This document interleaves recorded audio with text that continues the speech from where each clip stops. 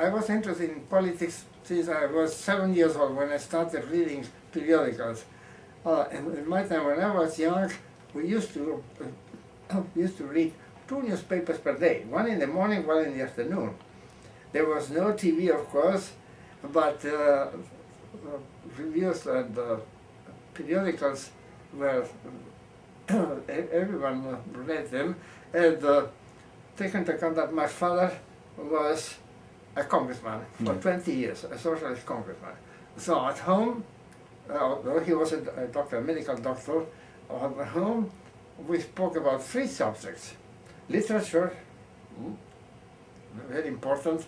My father translated Goethe's Faust into Spanish in verse. He was very, very praised at the time.